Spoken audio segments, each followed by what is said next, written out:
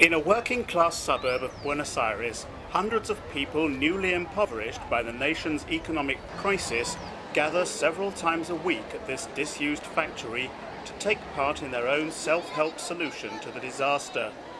This is a barter market, one of thousands which have sprung up throughout Argentina to fill some of the gaps left by the collapse of mainstream business.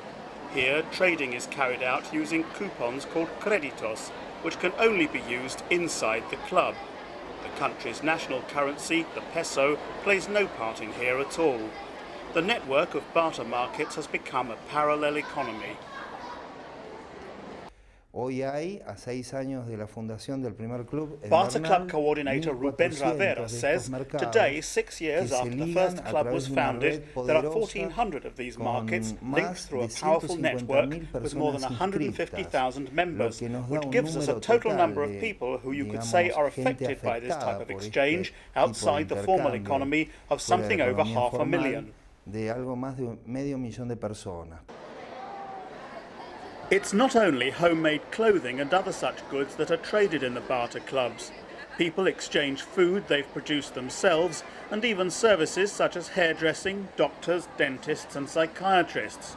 Barter clubs don't pay any tax, but they're tolerated and even encouraged by the government because they act as a safety valve for the volcano of social discontent that's boiling up because of mass unemployment. These women said the barter club is the only way they can feed and clothe their children.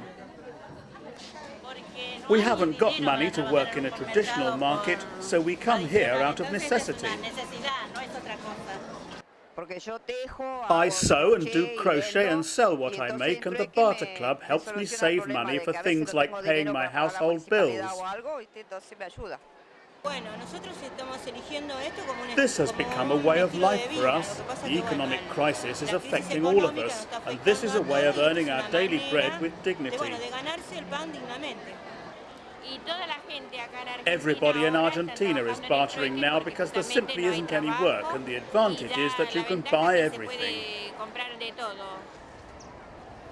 With the country's official currency, the peso, collapsing, the use of barter has now spread into the mainstream economy. Wholesale vegetable markets have begun accepting créditos for produce, which is then traded in barter markets. A wide variety of businesses, including law firms, insurance companies and psychologists, have begun accepting créditos as payment. People advertise in newspapers to barter bigger items such as washing machines, cars and even apartments. One plumber was actually given an apartment in exchange for installing all the pipework in a new building. But the true heart of the barter philosophy is to be found in these crowded markets.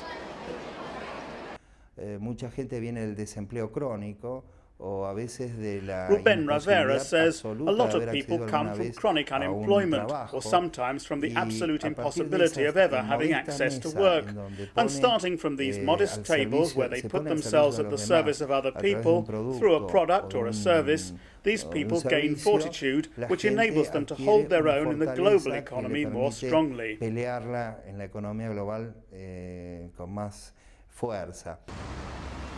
But with their savings frozen in the banks by government decree because of the crisis, and strict limits imposed on how much of their salaries and pensions they can withdraw, the global economy might be on another planet so far as most ordinary Argentines are concerned.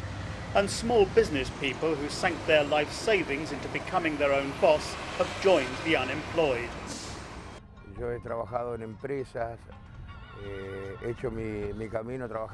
Unemployed car mechanic Angel Carrizo says, I worked for companies and saved up for years until I had enough tools to open my own little workshop. But in the end, because we live in a district where people are short of money, I had to close my workshop because entire weeks were going by without anybody bringing a single car in to repair. Not because I'm a bad mechanic, but because people in the neighborhood were selling their cars because of unemployment. Everybody walks everywhere in our area now, so I can't repair cars anymore.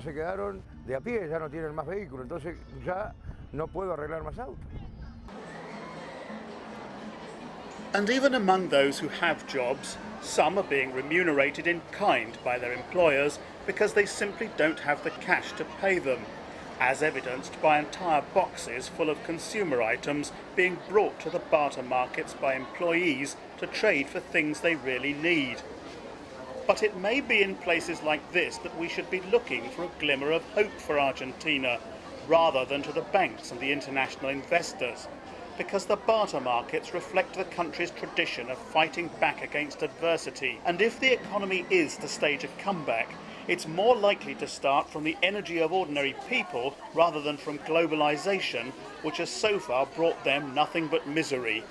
And as this is the only part of the economy that's actually growing, the way things are heading, Argentina looks like becoming one big barter club.